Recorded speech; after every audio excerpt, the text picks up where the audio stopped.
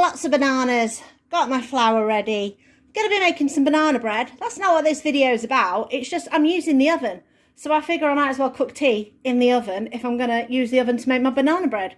Oh, banana bread recipe I'll pop down in the comments. There's a video for that already. Anyway, so what are we having for tea? For tea, I recently got an Olio haul, which you won't see until the end of the month grocery haul video. But in that Olio haul, I got 5 packs of tortilla wraps.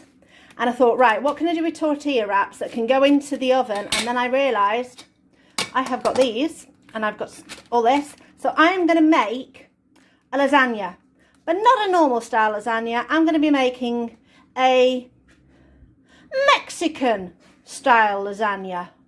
Well, it's what I've got. It's what I'm going to use. So we might as well do it. Hi, I'm Samantha and this is the channel Trying to Get By. If you haven't been here before, hello and welcome. And if you have, welcome back. So, Mexican lasagna. I'd heard something about this before. Now, I've made a Mexican lasagna but used Mexican flavours and pasta sheets before. But I've never done it with tortillas before, and I figure I've got so many of them, I might as well, you know, use what you have.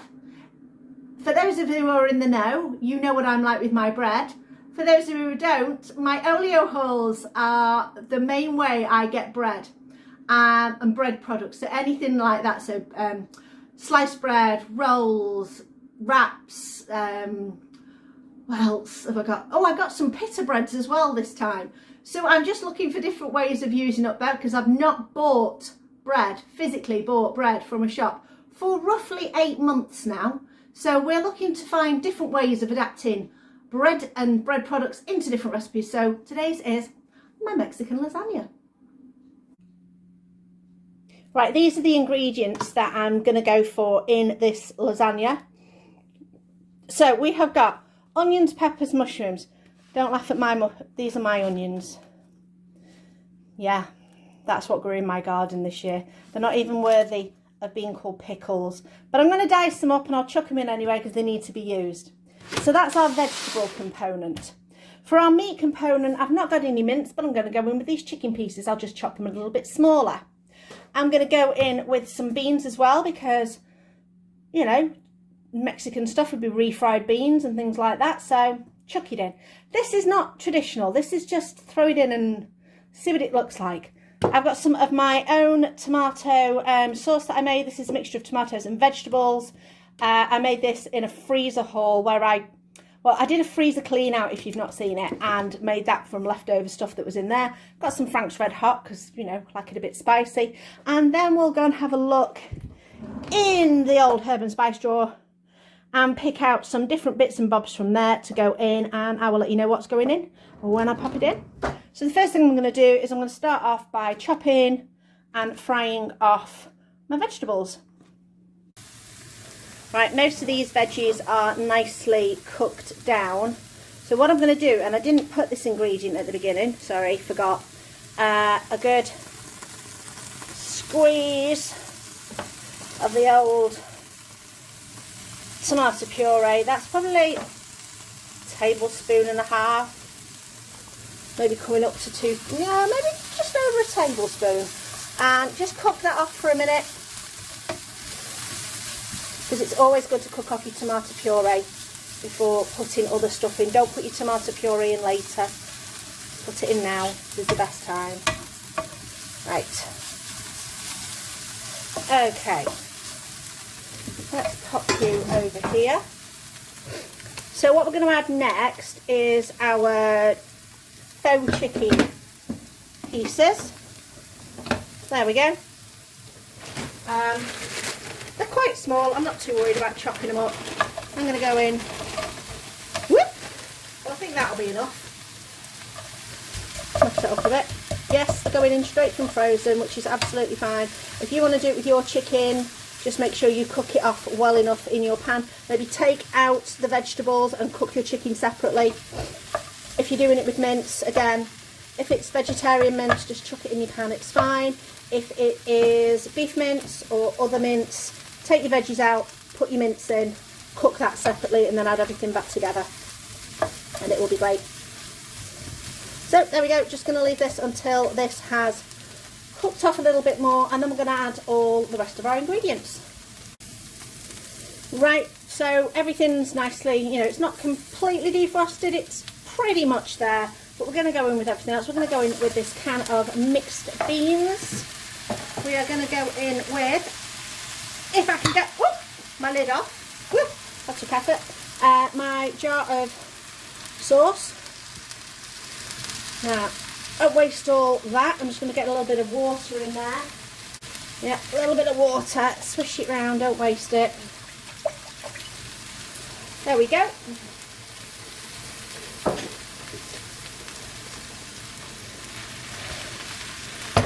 Start mixing that.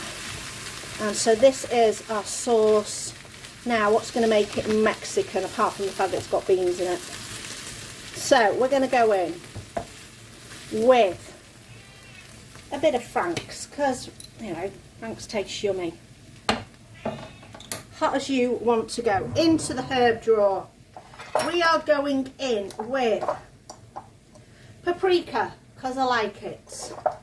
We're going to go in with chilli. Now, these chilies are whole, and I have dried them myself. So these are going to go in with a bit of a kick. So you go as hot as you like. You know, you can always cool it down with some sour cream or mayonnaise on the side or something like that. But yes, we are kicking it up a notch. So also, you cannot go wrong with oregano. I'm down to the last little bit of that. I have got some drying on the side, so I might get some of that into that pot later. Generally some mixed herbs, because herbs are always good. I have got some garlic powder. It's gone a little bit solid, but we'll knock that in. A little bit of onion powder, but again, that's, my tubs have started to go a little bit solid. I need to break those down a little bit. That should be good. Break up that. Just think about what sort of flavours you like, and that's what you put in. Oh, cumin. Have I got some? Yes. A little bit of cumin. There we go.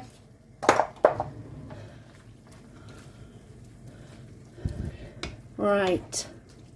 That looks grand. Just going to leave it to cook for a few minutes, because we want to enrich those flavours and get it nice and have plenty of depth to it.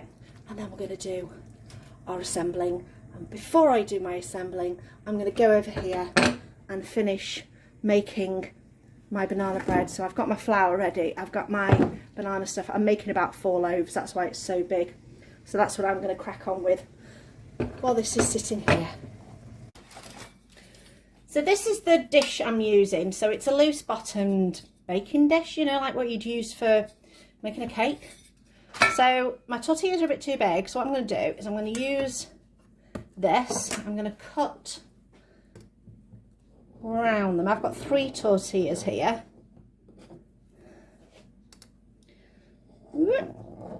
Nearly there. Right, now you're going to ask, what am I going to do with those? I'll show you. So, basin. First tortilla in. We're going to go in with some of our mixture. There we go. Go in, spread it around. Now, you know when you do lasagna and you think to yourself, oh, I've not got enough lasagna sheets, or it won't fit properly. So my second layer is going to be partial tortillas. Now, the other thing you could do, which is absolutely cool as well is get them in your air fryer and make them into tortilla chips, which is what I might do with some of the rest. Just make little mini tortilla chips. There you go, there's another layer. And I think what I'm going to do is I'm going to go in with a little bit of grated cheese. Now, I'm looking at this and I'm thinking, am I regretting using this dish? Is it too small? See, I don't always think these things through.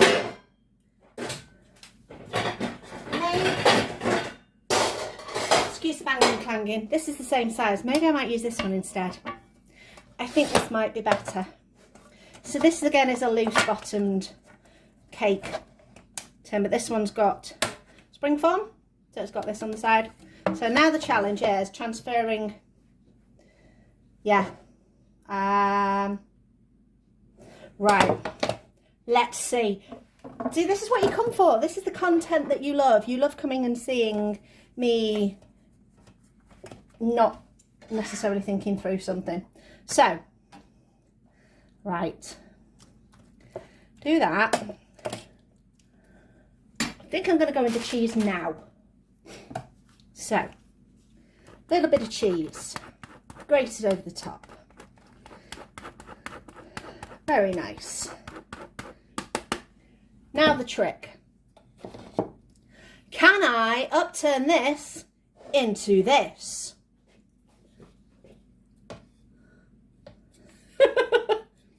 Maybe actually.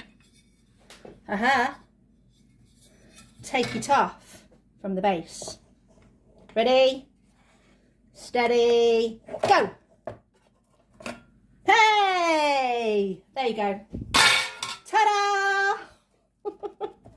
Right, so we've now got bottom layer, sauce, bits and pieces layer, sauce, layer. Let's go in with another sauce. Squish this down a bit more. Now, I think I've made too much sauce, but that's fine, because I could either go in with another layer, or actually, no, might be all right. If I did have some left over, I could just save it and put it on a jacket potato, or have it with some rice. That'd be good. Here we go. A bit more cheese. Never too much cheese. Layer. And I think I might go for a top layer with the last bit. Let's see. Yes. We're going to go in with it all. Why not? Put that last scrapes of the dish in there. Don't waste anything. Spread that around. See? Totally needed this bigger tin. Okay. Cheese on the top. Plenty of cheese on top. Could go on with a sauce, a white sauce, like a bechamel on top if you wish. Go for the proper like lasagna looking cheesy sauce. But I think that'll do. I can hear Smarty trying to get in the cupboard as usual. He's been moaning at me while I've been in the kitchen constantly. So that is our lasagna, sort of Mexican style. There we go. Gonna go in with my banana bread first. This I don't think is going to take very long. It's more a case of just melding the flavours together, because you've not got to put cook lasagna sheets like you would do. It's just a case of browning it up and everything. So maybe 10 minutes maximum. So banana bread in. When banana bread's got 10 minutes left, this is going to go in about 180 fan, which is about 200 normal. About gas mark 5, I think. 4, 5-ish. Around about that. Anyway, that's where I'm up to. I think I'm going to put everything in and then sit down and have a brew while everything's doing things. On second thoughts, that brew might have to wait until I have tidied up. Okay, the challenge now is to get this out of here. I've just realised there's a funny echo. Let me just quickly show you. I've got this dish here and all I can hear is my voice echoing back out of it. I'm going to have to move it. That is the weirdest thing going. Right, so, flat knife, go around. All the way round. Like I say, this is a quick release springform pan. So in theory, still hot. Hot. A little bit stuck there.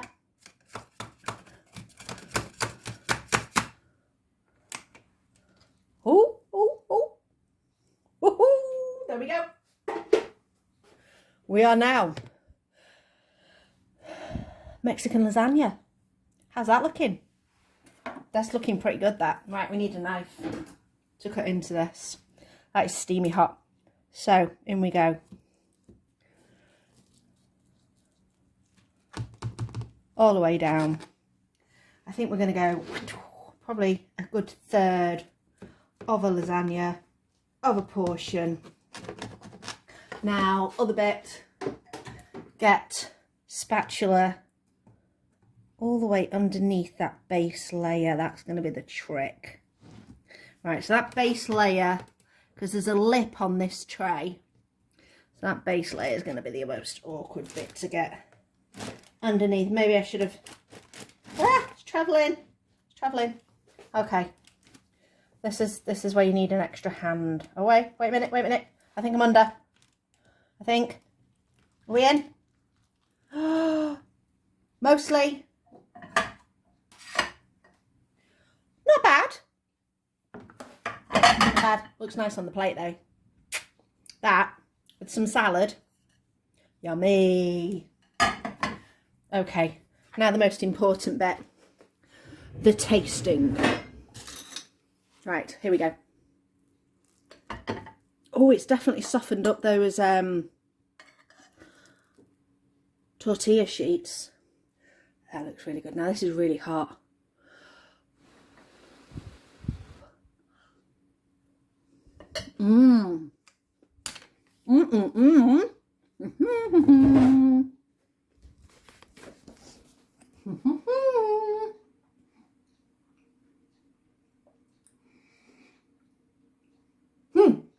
That is really good. The tortillas have gone so soft and unctuous that it's almost better than a lasagna sheet, because a lasagna sheet often is can still have quite a bit of, I don't know, not give, kind of press into it, so you've got to push through the lasagna layer. Wow, it's really good. Yeah, hey, Mexican lasagna, try it, you might like it.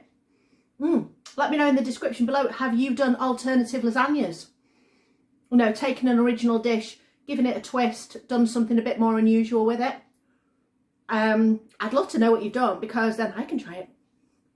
Always looking for new dishes and things like that. So anyway, that's my lasagna. Thank you for watching. Please do the liking and subscribing and the commenting. The reason I asked for that is the likes are really cool. It really boosts, you know, it makes me think, well, at least somebody's watching, somebody likes it. The comments are always good because it gives us a way to talk to each other.